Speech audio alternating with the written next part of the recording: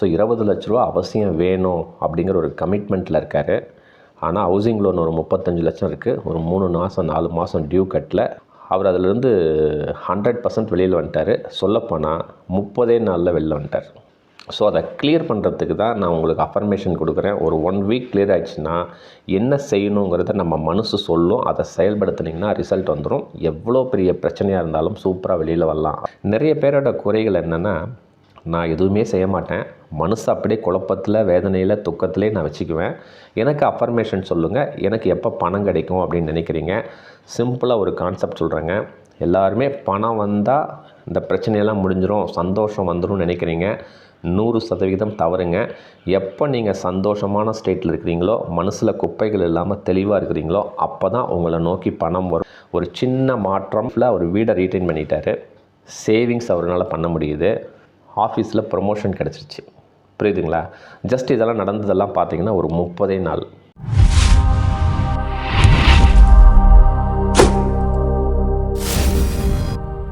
அன்பு வணக்கம். இன்றைக்கி ஒரு அற்புதமான தலைப்பை நம்ம விவாதிக்கலாங்க.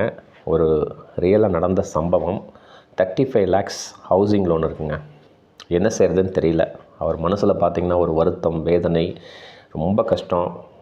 காலேஜுக்கு பொண்ணு சேரணும், அதுக்கு பணம் இல்லை. 5 லட்ச ரூபா உடனடியாக வேணும் அப்படிங்கிற ரொம்ப ஒரு இக்கட்டான நிலைமையில் இருக்கிறாரு. அதே மாதிரி ஜொல் லோன் ஆல்ரெடி ஒரு 10 லட்ச ரூபாய்க்கு வச்சுருக்காரு. அது இல்லாமல் ஆப் லோன் ஒரு 5 லட்ச ரூபா வாங்கியிருக்காரு. ஸோ 20 லட்ச ரூபா அவசியம் வேணும் அப்படிங்கிற ஒரு கமிட்மெண்ட்டில் இருக்கார்.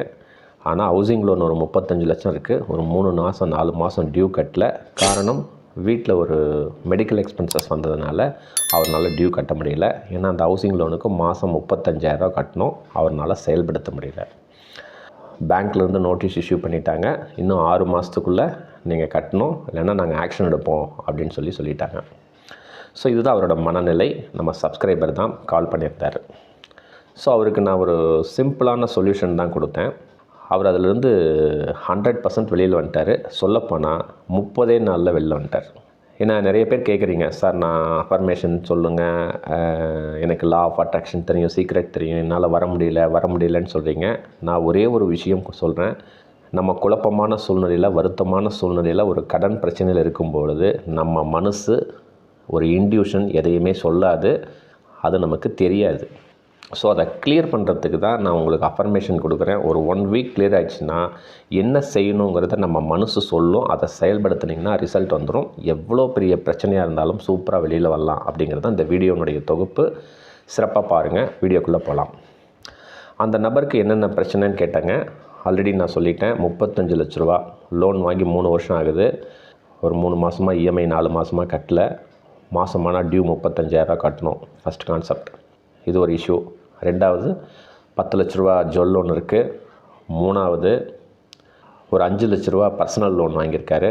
நாலாவது, இமீடியட்டாக அவருக்கு 5 லட்ச ரூபா வேணும். கழுத்தில் கத்தி வச்சுருக்காங்க. அப்படின்னா பொண்ணை காலேஜுக்கு சேர்த்தணும், சின்ன செலவுக்கு அந்த ஹாஸ்பிட்டலுக்கு வாங்கினதெல்லாம் 1 மாதத்தில் கொடுக்குறேன்னு சொல்கிறது ஒரு 5 லட்ச ரூபா. ஸோ 20 லட்ச ரூபா கடன் இமீடியட்டாக அவர் செட்டில் பண்ணி ஆகணும்.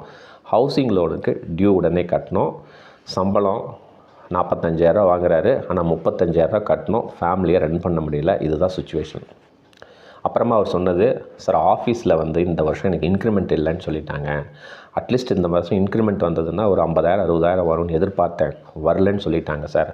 அதுவும் ஹெச்ஆர் என்னோடய ஜூனியர் சார், காலேஜில் படித்தவர். அவர் ஃபோன் பண்ணி, இந்த வருஷம் உனக்கு இன்க்ரிமெண்ட் கிடையாது, ஏன்னா ஃப்ரெண்டுங்கிறனால சொல்லிட்டாரு, எனக்கு அவனை நினச்சாலே ரொம்ப கடுப்பாகுது சார் அப்படின்னு சொன்னார். அடுத்தது, அவங்க அப்பா அம்மா மேலே பயங்கர வருத்தத்தில் இருக்கிறாரு. காரணம், இந்த ஹவுசிங் லோன் கட்ட முடியலன்னு சொல்லிட்டு நேட்டிவில் இருக்கிற ப்ராப்பர்ட்டி, அப்பா அம்மா ப்ராப்பர்ட்டி வச்சுட்டு எனக்கு கொஞ்சம் பணம் கொடுங்க, ஒரு 10 லட்சமோ 20 லட்சமோ கொடுங்கன்னு கேட்டிருக்காரு. அவங்க அப்பா அம்மா முடியாது, ஏன்னா தம்பி சிங்கப்பூரில் இருக்கான், தம்பிக்கும் உங்கள் 2 பேருக்கும் தான் பங்கு இருக்குது, நீங்கள் 2 பேர் வேணால் பேசிவிட்டு செட்டில்மெண்ட் எழுதிக்கிங்க, நான் லோன் போட்டு உங்களுக்கு வாங்கித்தர முடியாதுன்னு சொன்னதுனால அப்பா அம்மா மேலே ஒரு கோபம். தம்பி மேலே பேசுகிறதில்ல. காரணம், அவங்க அப்பா அம்மா இதை கன்வே பண்ணிட்டாங்க. அதனால் தம்பி ஒரு 6 மாதத்துக்கு முன்னே சிங்கப்பூர்லேருந்து வரும்போது கூட இவங்க வீட்டுக்கு வரல, பக்கத்தில் ரிலேட்டிவ்ஸ் வீட்டுக்கெலாம் வந்திருக்காங்க, இவங்க வீட்டுக்கு வரல. அதனால் அவர் மேலே பயங்கர கோபத்தில் இருக்கிறாரு. காரணம், இவ்வளோ கஷ்டப்படுறோன்னு தெரியும், அவங்க ஹெல்ப் பண்ண மாட்டேங்கிறாங்க, அவங்களாம் வராங்க, சிங்கப்பூரில் இருக்காங்க, ஃபேமிலியோடு செட்டில் ஆகிட்டார், ஹெல்ப் பண்ண மாட்டேங்கிறாரு அப்படிங்கிற ஒரு வருத்தம். அப்புறம் வேலை செய்கிற இடத்துல நமக்கு இன்க்ரிமெண்ட் வரல, ப்ரொமோஷன் வரல. அதேமாதிரி அவரோட அவுட்புட் வந்து அங்கே பார்த்திங்கன்னா நில். ஆஃபீஸில் பார்த்திங்கன்னா நிறைய கம்ப்ளைண்ட், சரியாக ஒர்க் பண்ணல அப்படின்னு சொல்லிட்டு இருக்காங்க. இதுதான் அவரோட சுச்சுவேஷன். அதுலேருந்து எப்படி வெளியில் வந்தாருங்கிறது தான் ஒரு எக்ஸ்பீரியன்ஸை தான் நான் உங்களோட ஷேர் பண்ணுறேன். நீங்களும் உங்கள் வாழ்க்கையில் பொருத்தி பாருங்கள். ஒரு பிஸ்னஸில் கடன் இருக்கலாம், ஒரு உறவு முறையில் ஒரு பிரச்சனை இருக்கலாம், ஒரு இஎம்ஐ இருக்கலாம். எதுவாக இருந்தாலும் நம்ம மனசில் தெளிவு ஏற்பட்டால் 100% வெற்றி அடையலாம். சிறப்பாக செயல்படுத்துங்க.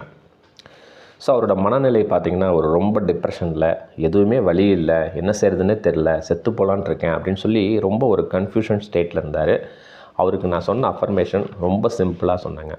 ஃபஸ்ட் அஃபர்மேஷன், பொண்ணு வந்து காலேஜுக்கு சேர்த்தணும்னு சொல்கிறீங்க. பொண்ணு வந்து பிறந்த உடனே காலேஜுக்கு சேர்த்த போகிறதில்ல. அது ஒரு 16 வருஷம் 17 வருஷம் ஆகுது. ஸோ பிளானிங் உங்ககிட்ட இல்லை. புரியுதுங்களா? ஏன்னா அந்த வீடு கட்டுறதுக்கு இடம் ஒரு 5 லட்ச ரூபா போட்டு வாங்கியிருக்கிறாரு. அது இல்லாமல் ஹவுசிங் லோன் ஒரு 35 lakhs போட்டு வாங்கியிருக்கிறாரு. ஒரு 20 லட்ச ரூபா அவரோட சேவிங்ஸ் ஃபண்ட் அதில் இன்வெஸ்ட்மெண்ட் பண்ணியிருக்காரு. டோட்டலாக அதில் ஒரு 60 லட்ச ரூபா இன்வெஸ்ட்மெண்ட் பண்ணியிருக்காரு. ஆனால் இன்றைக்கி எதையுமே அவரால் செயல்படுத்த முடியல. பொண்ணு காலேஜ் படிக்கணும், அடுத்த பையன் +2 படிச்சுட்ருக்கான். எப்படி என்ன செய்கிறதுனே தெரில சார் அப்படின்னு சொல்லி ஒரு கன்ஃபியூஷன் ஸ்டேட்டில் இருந்தார். அப்போ தான் நான் சொன்னேன், ஃபஸ்ட்டு தப்பு பிளானிங் உங்ககிட்ட இல்லை. ஸோ அதுக்கு ஃபஸ்ட்டு ஒரு அஃபர்மேஷன் பண்ணுங்கன்னு சொல்லிட்டு, ஃபஸ்ட்டு நீங்கள் உங்களை மன்னிப்பு கேட்டுக்குங்க அப்படின்னு நான் சொன்னேன். அது வந்து அன்பு தியானம். இறைவனர்களால் நான் சில சிறப்பு குறைவான விஷயங்களை செஞ்சுட்டேன். I am extremely sorry. இறைவா என்னை மன்னிச்சிருங்க. எனக்கு ஒரு அற்புதமான சூழ்நிலையை சிறப்பாக உருவாக்கி கொடுத்துட்ருக்கேன். நான் சிறப்பாக செயல்படுத்தி கொடுத்துட்ருக்கேன். இறைவனுக்கு நன்றி. இதுதான் ஃபஸ்ட் அஃபர்மேஷன். அவர் செஞ்ச தப்பு பிளானிங் இல்லாமல் பண்ணதுக்கு ஃபஸ்ட் அஃபர்மேஷன் அது. அதுக்கப்புறம் ரெண்டாவது, அவங்க அப்பா அம்மா மேலே கோவத்தில் இருக்கிறார், அவங்க தம்பி மேலே கோவத்தில் இருக்கிறார், அவங்க ஹெச்ஆர் மேலே கோவத்தில் இருக்கிறார். அதனால் அந்த 3 பேருக்கும் அஃபர்மேஷன் பண்ணுங்கள், தனித்தனியாக பண்ணுங்கன்னு சொன்னேன். ஒரு எக்ஸாம்பிள் அஃபர்மேஷன் சொல்கிறேன். இறைவனர்களால் எங்கள் அப்பா அம்மா விஷயத்தில் சில சிறப்பு குறைவான விஷயங்களை நான் செஞ்சுட்டேன். எக்ஸ்ட்ரீம்லி சாரிம்மா, சாரிப்பா. நீங்களும் வேணும்ன்ட்டு செய்யலை, ஏதோ சூழ்நிலையினால தான் பண்ணிட்டீங்க. இறைவனர்களால் நீங்கள் நல்லா இருக்கணும். முடிஞ்சு போச்சுங்களா? அதே ஆன்ம தியானமும் பண்ணலாம். நான் சந்தோஷப்படுற மாதிரி என்னோடய அப்பா அம்மா ரொம்ப சந்தோஷமாக, நலமாக, இன்பமாக, சூப்பராக இருக்காங்க. அந்த அற்புதமான சூழ்நிலையை இந்த இறைவன் நலமாக கொடுத்துருக்குறாங்க. இறைவனுக்கு நன்றி. அதே கருணை தியானம். இறைவனர்களால் எங்கள் அப்பா அம்மா ரொம்ப நல்லவங்க தான், ஆனாலும் தெரியல, ஏதோ எனக்கு ஒரு சூழ்நிலையை உணர்த்துறதுக்காக இந்த இறைவன் அந்த மாதிரி செயல்படுத்தியிருக்கிறாரு. இறைவனுக்கு நன்றி. நானும் சந்தோஷமாக இருக்கேன், எங்கள் அப்பா அம்மாவும் சந்தோஷமாக இருக்காங்க. இவ்வளோதாங்க. ஸோ இதே அஃபர்மேஷன் இந்த ஃபார்மேட்லேயே அவங்க ஹெச்ஆருக்கு, அவங்க தம்பிக்கு, அவங்க அப்பா அம்மாவுக்கு சிறப்பாக செயல்படுத்த சொன்னேன். அதுக்கப்புறம் ஆஃபீஸில் வேலையில் பணம் அதிகமாக வேணும். அதுக்கு இறைவனர்களால் நான் சந்தோஷப்படுற மாதிரி எனக்கு ஒரு அற்புதமான வேலை, நல்ல சம்பளத்தோட சிறப்பாக இந்த பிரபஞ்சம் அல்லது இறைத்தன்மை நலமாக கொடுத்துக்கிட்டே இருக்குது. நான் ரொம்ப சந்தோஷமாக இருக்கேன். இறைவனுக்கு நன்றி. இவ்வளோதாங்க அவர் கொடுத்த அஃபர்மேஷன். இதெல்லாம் சொல்லும் பொழுது அவர் ஒரு சில சந்தேகங்கள் கேட்டார். சார், நான் அந்த பிரபஞ்சம்னு சொல்கிறீங்க, இறைவன்னு சொல்கிறீங்க, எனக்கு பிடிச்ச ஒரு கடவுள் இருக்கார் சார், அந்த பேரை நான் சொல்லலாமான்னாரு. தாராளமாக சொல்லலாம். இந்த இடத்துல நான் மற்றவங்களுக்கும் சொல்கிறேன், நமக்கு மேலே ஒரு சக்தி இருக்குது.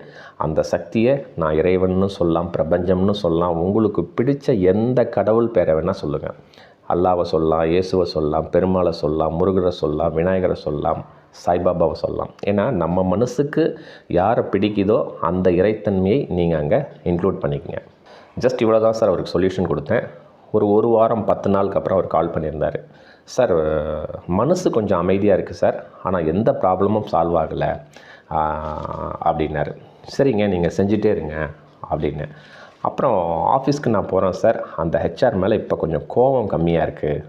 அப்பா அம்மா மேலேயும் கோபம் கிடையாது, தம்பி மேலேயும் கொஞ்சம் வருத்தம் வேதனை கிடையாது. ஆனால் மனசு தெளிவாக இருக்குது, சொல்யூஷன் வந்துருங்கிற நம்பிக்கை ஃபஸ்ட்டு இருக்குது சார். பதட்டம் இல்லை, என்னோடய வேலையை சிறப்பாக செய்கிறேன் அப்படின்னு சொன்னார். இது தாங்க ஃபஸ்ட்டு ஸ்டெப். 10 நாளில் இவ்வளோ தான் ரிசல்ட் வரும். அப்புறம் நான் சொன்னேன், சரி சார், உங்களுக்கு ஏதாவது மனசில் தோணுதா, ஏதாவது இன்ட்யூஷன் வருதா அப்படின்னு நான் கேட்டேன். ஆமாம் சார், எங்கள் தம்பிக்கிட்ட பேசலான் இருக்கேன் அப்படின்னு சொன்னார். ஏன்னா இவர் வந்து தம்பிக்கிட்ட ஏன் ஒரு மிஸ் அண்டர்ஸ்டாண்டிங்னா, இவர் டைரெக்டாக பேசலை, இவங்க அப்பா அம்மா கிட்ட கேட்டிருக்காரு பணத்தை. அவங்க ப்ராப்பர்ட்டி வச்சு தர முடியாது, நீ தம்பிக்கிட்ட பேசிக்கோ, தம்பி வேணால் வர சொல்லு, நாங்கள் செட்டில்மெண்ட் டேட் கொடுத்துறோம், நீங்கள் என்ன வேணால் பண்ணிக்கோங்க அப்படின்னு தான் சொல்லியிருக்காங்களே ஒழிய இவர் டைரெக்டாக அவர் தம்பிக்கிட்ட பேசலை. ஆனாலும் இவருக்கு என்ன மனசுக்குள்ளே வருத்தம்னா, நான் இவ்வளோ கஷ்டத்தில் இருக்கிறேன், இஎம்ஐ கட்ட முடியல, சம்பளம் அதிகமாக வரல, மெடிக்கல் எக்ஸ்பென்சஸ் ஆகிடுச்சு, இவ்வளோ சூழ்நிலையிலும் தம்பி ஊர்லேருந்து வந்திருக்கிறாரு, நான் பார்க்கல, ஏன்னா இதெல்லாம் கன்வே ஆகும், ரிலேட்டிவ்ஸ்குள்ளே எல்லா மெசேஜும் கன்வே ஆகும். இந்த மாதிரி பண்ணுறதுனால எனக்கு வருத்தமாக இருக்குது அப்படின்னு சொல்லி இவரே வருத்தப்பட்டுட்டு வேதனைப்பட்டுருக்கார். புரியுதுங்களா? இதுதான் சுச்சுவேஷன். அப்புறம் அவர்கிட்ட நான் சொன்னேன், தம்பிக்கிட்ட தாராளமாக பேசுங்க. சார் என்ன பேசலாம் சார், ஒரு சஜஷன் கொடுங்க அப்படின்னாரு. நீங்கள் உங்கள் மனநிலையில் இப்போ என்ன நினைக்கிறீங்களோ அப்படியே சொல்லுங்கள். உங்களுக்கு ஆப்ஷன்ஸ் நிறையா இருக்குது. இப்போ ஏற்கனவே ஆப்ஷனே இல்லை, என்ன செய்கிறதுனே தெரியல, செத்து போயிடலான்ட்டு இருந்தீங்க, குழப்பத்தில் இருந்தீங்க, வேதனையில் இருந்தீங்க. இப்போ உங்களுக்கு மனசு தெளிவாயிடுச்சுங்கும் பொழுது என்ன செய்யணும்னு சொல்லியிருக்கு. உங்களுக்கு இருக்கிறது ஒரு 3 ஆப்ஷன் இருக்குங்க. உங்கள் தம்பிக்கிட்ட பேசுங்க, இருக்கிற சுச்சுவேஷனை எக்ஸ்பிளைன் பண்ணுங்கள். வீடு கட்டுறதுக்கு எவ்வளோ செலவு பண்ணேன், எவ்வளோ லோன் வாங்கியிருக்கேன், இத்தனை மாதமாக கட்ட முடியல, அதை விற்றா ஒரு 70 லட்சம் 75 லட்சம் போகும், இதுதான் ஸ்டேட்டஸு அப்படின்னு ஒரு ஸ்டேட்டஸ் சொல்லுங்கள். 2வது, வீடு வந்து அப்பா அம்மா கிட்ட கேட்டது தப்பு தான், பரவாயில்ல, உனக்கு ஏதாவது பணம் இருந்தால் எனக்கு பணம் கொடுங்க, ஒரு 40 lakhs கொடுங்க, அதை வந்து நீங்கள் என்றைக்கு வரீங்களோ நான் ரிஜிஸ்டர் பண்ணி கொடுத்துட்றேன், வந்தீங்கன்னா கூட நாளைக்கு நான் ரிஜிஸ்டர் பண்ணி கொடுத்துட்றேன், கேளுங்க. இல்லையா, எனக்கு வேறு ஏதாவது ஃபைனான்ஷியலாக எதாவது பண்ண முடியுமா அப்படின்னு கேளுங்க. 4வது, நீயும் வீடெல்லாம் பார்த்துட்ருக்கேன்னு நான் கேள்விப்பட்டேன், இல்லை என்னோடய வீடையே நீ வாங்கிக்கிறதா இருந்தாலும் வாங்கிக்கோ, அப்படியே அந்த லோனை வந்து நீ ட்ரான்ஸ்ஃபர் பண்ணிக்கோ 35 lakhs. எனக்கு நான் என்ன எக்ஸ்பென்சஸ் பண்ணியிருக்கேங்கிறத நான் சொல்லியிருக்கேன். இடம் வாங்கியிருக்கேன் 5 லட்சம் போட்டு 20 லட்ச ரூபா நான் இன்வெஸ்ட்மெண்ட் பண்ணியிருக்கேன். ஸோ 40 லட்ச ரூபா இன்வெஸ்ட்மெண்ட் பண்ணியிருக்கேன். இன்றைக்கி மார்க்கெட் வேல்யூ ஒரு 70 லட்சம் 75 லட்சம் போகும். ஹவுசிங் லோன் ஒரு 35 lakhs இருக்குது. பார்த்து நீ ஒரு 40 lakhs 45 lakhs கொடுத்தாலும் நான் இந்த வீடை வந்து உனக்கு நான் ரிஜிஸ்டர் பண்ணி கொடுத்துட்றேன் அப்படின்னு சொல்லி 4 ஆப்ஷன் அவர்கிட்ட சொல்லுங்கன்னு சொன்னேன். அவரும் அந்த 4 ஆப்ஷனை சொல்லியிருக்கார். அவர் தம்பி என்ன சொன்னார்னா, 1 வாரம் எனக்கு டைம் கொடுப்பா, எதையாவது ஒன்று சிறப்பாக பண்ணலாம் அப்படின்னு சொல்லிட்டார். புரியுதுங்களா? அப்புறம் இவர் ஆஃபீஸ்க்கு போகிறாரு, வேலையெல்லாம் செய்கிறாரு, மனசில் ஒரு தெளிவாக இருக்குது. பேங்க்கில் வந்து நோட்டீஸ் வருது, எனக்கு ஒரு 6 மாதம் டைம் கொடுங்க அப்படின்னு சொல்லி ஒரு லெட்டர் கொடுத்துட்டாரு. அவங்களும் ஓகேன்னு சொல்லிட்டாங்க. மினிமமாக ஏதோ ஒரு 25,000 30,000 கட்ட சொல்லியிருக்காங்க, அதை அரேஞ்ச் பண்ணி கட்டிட்டார். ஸோ இதுதான் ஸ்டேட்டஸ். கரெக்டாக ஒரு வாரம் கழித்து அவங்க பிரதர் ஃபோன் பண்ணுறாரு. ஃபோன் பண்ணிவிட்டு, அண்ணா நான் எல்லாம் யோசனை பண்ணி பார்த்தேங்கன்னா நானும் வீடு வாங்கணுன்னு தான் இருக்கேன், பட் நீ ஆசையாக வாங்கிட்ட கட்டிட்ட, ஸோ அதை வீடை வந்து விற்க வேண்டாம், என்றைக்கு இருந்தாலும் அது வேல்யூவாக போகும். நான் வந்து ஒரு 40 lakhs அரேஞ்ச் பண்ணுறேன். ஃபஸ்ட்டு ஒரு 20 lakhs நாளைக்கு நான் அனுப்புகிறேன். ஒரு வாரம் 10 நாளுக்கு அப்புறம் இன்னொரு 20 lakhs நான் ஆஃபீஸில் கேட்டிருக்கேன். ஒரு லோன் போட்டு நான் உங்களுக்கு ஒரு 20 lakhs கொடுக்குறேன். ஸோ 40 lakhs நான் கொடுக்குறேன். சிறப்பாக நீங்கள் இருக்கிற பிரச்சனையெல்லாம் முடிங்க. நான் இது லோனாலாம் கொடுக்கல, எந்த ஆப்ஷனாக வேணால் வச்சுக்கோங்க. இல்லை நான் வரும்பொழுது நீங்கள் அப்பா அம்மா ப்ராப்பர்ட்டியை நீங்கள் எனக்கு செட்டில்மெண்ட் டேட்டாக கூட பண்ணி கொடுத்துரு, ஏன்னா உனக்கு வட்டி கட்டுற வேலை இனிமேல் வேண்டாம், ஏதாவது ஒன்று பார்த்து யோசனை பண்ணி எனக்கு சொல்லு அப்படின்னு சொல்லி அவர் பிரதர் ஃபோன் பண்ணி சொல்லியிருக்காரு. உடனே இவருக்கு ஒரு சந்தோஷம். ஃபஸ்ட்டு 10 நாள், 2வது 10 நாளில் சொல்யூஷன் வந்துருச்சு. உடனே எஸ் சொல்லிட்டார். அவர் தம்பிக்கு ஃபோன் பண்ணி குடும்பத்தோடு பேசிவிட்டு, ஓகே தம்பி, நீ எனக்கு கடனாக கொடுத்தாலும் பரவாயில்ல, இல்லை இந்த வீடை ரிஜிஸ்டர் பண்ணிக்கிட்டாலும் பரவாயில்ல, இல்லை அப்பா அம்மா வீட்டை நீ வந்து செட்டில்மெண்ட் டீட் போட்டாலும் பரவாயில்ல, எனக்கு பணம் அனுப்பு, நான் இருக்கிற பிரச்சனையெல்லாம் முடிக்கிறேன் அப்படின்னு சொல்லிவிட்டு அடுத்த ஒரு 2 நாளில் அவருக்கு ஒரு 20 lakhs அக்கௌண்ட்டுக்கு வந்தது. வந்த உடனே அவர் என்ன பண்ணார், ஃபஸ்ட்டு அந்த 5 lakhs எமர்ஜென்சியாக இருக்கிற கடன் அடைக்கிறாரு. பர்சனல் லோன் 5 lakhs அடைக்கிறாரு. புரியுதுங்களா? அடுத்தது ஒரு 10 lakhs ஜுவல் லோனை கிளியர் பண்ணிட்டார். So 20 lakhs. அப்புறம் அடுத்த ஒரு 2-3 நாள்லேயே அவர் இன்னொரு 20 lakhs அனுப்புகிறாரு. அந்த 20 lakhs கொண்டு போயிட்டு பேங்க்கில் ஹவுசிங் லோனுக்கு பேமெண்ட் பண்ணிடுறாரு. ஒரே ஷார்ட்டாக பேமெண்ட் பண்ணதுனால அவருக்கு அடுத்த மாதத்துலேருந்து இஎம்ஐ பார்த்திங்கன்னா 15,000க்கு வந்துருச்சு. புரியுதுங்களா? அப்போது அவருக்கு 45,000 50,000 சம்பளம் வாங்குறாரு. இப்போ இஎம்ஐ 15,000 ஆகிடுச்சுங்கும்போது அவரோட சேவிங்ஸ் அதிகமாகுது. நான் அவர்கிட்ட சொல்லிட்டேன், சார் அஃபர்மேஷனை நீங்கள் போட்டே இருங்க, நீங்கள் நிறைய தவறு பண்ணியிருக்கீங்க, இந்த ஆப்பர்ச்சுனிட்டிஸ் கிடச்சிருக்கு. இதில் நான் என்ன சொல்ல வரேன்னாங்க, நம்ம எப்போவுமே நம்ம என்ன இருக்கோம், குழப்பத்திலேயே வேதனையிலே இருந்தீங்கன்னா உங்களுக்கு என்ன செய்யணுங்கிற வழியே தெரியாது. இதை செய்யலாமா அதை செய்யலாமான்னு சொல்லிட்டு மேலும் மேலும் கடனை வாங்கி வாங்கி போட்டு இருக்கிற கடன் வந்து பார்த்திங்கன்னா 35 லட்சத்துலேருந்து ஒரு 4 வருஷம் 5 வருஷம் போயிடுச்சுன்னா 70 லட்சம் 80 லட்சத்தில் வந்து நிற்கும். ஸோ இந்த இடத்துல நான் என்ன சொல்கிறேன்னா, மனசில் தெளிவுபடுத்துங்க. அன்பு தியானம், கேள்வி தியானம், ஆன்ம தியானம், சிறப்பு தியானம், மகிழ்ச்சி தியானம், கருணை தியானம்னு ஒரு self talk process and affirmation நான் உங்களுக்கு சொல்லியிருக்கேன், லிங்க் பண்ணியிருக்கேன். உங்கள் சூழ்நிலைக்கு ஏற்ற மாதிரி நீங்கள் சிறப்பாக செயல்படுத்துனீங்கன்னா 100% நீங்கள் இதிலேருந்து வெளியில் வரலாம். வெளியில் வரலான்னா பணம் வராதுங்க. ஃபஸ்ட்டு ஒரு வாரத்தில் மனசு தெளிவாகும், என்ன செய்யணுங்கிற சிந்தனைகள் உங்களுக்கு வரும். ஒரு 4 வழிகள் காட்டும். அந்த 4 வழிகளை நீங்கள் ஸ்ட்ரைட் ஃபார்வர்டாக எக்ஸிக்யூட் பண்ணிங்கன்னா ஏதோ ஒரு வழியில் நீங்கள் செயல்படுத்துனீங்கன்னா ரிசல்ட் வந்துடும். இவ்வளோ தான் சார் கான்செப்ட். புரியுதுங்களா? ஸோ இந்த அஃபர்மேஷனை செஞ்சு எவ்வளோ கடன் இருந்தாலும் பரவாயில்ல, எந்த பிரச்சனைகள் இருந்தாலும் பரவாயில்ல, மனதளவில் ஃபஸ்ட்டு மாற்றம் கொண்டு வர முயற்சி செய்யுங்க. முயற்சி பண்ணால் உங்களுக்கு ரிசல்ட் வரும். நிறைய பேரோட குறைகள் என்னென்னா, நான் எதுவுமே செய்ய மாட்டேன், மனசு அப்படியே குழப்பத்தில், வேதனையில், துக்கத்திலே நான் வச்சுக்குவேன், எனக்கு அஃபர்மேஷன் சொல்லுங்கள், எனக்கு எப்போ பணம் கிடைக்கும் அப்படின்னு நினைக்கிறீங்க. சிம்பிளாக ஒரு கான்செப்ட் சொல்கிறேங்க. எல்லாருமே பணம் வந்தால் இந்த பிரச்சனையெல்லாம் முடிஞ்சிடும், சந்தோஷம் வந்துடும் நினைக்கிறீங்க. 100% தவறுங்க.